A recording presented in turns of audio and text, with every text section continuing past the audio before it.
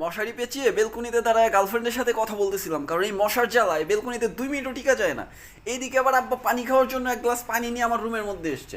সে খাটের উপর বৈশা পানিটা খাইতে যাবে, আমার কথা শব্দে হঠাৎ করে আমার দিকে তাকাইছে। তাকায় ভূত মনে করে সেই পানির মধ্যে ছুঁড়া পড়ে ফু দিয়ে আমার উপর ছুঁড়া মারছে। কেমনটা লাগে? আমি তো ভিচ্ছি, আমার হাতে যে ফোনটা ছিল ফোনটাও গেছে। কম আব্বা আমি ভূত কোত্থেকে আসবো এখানে?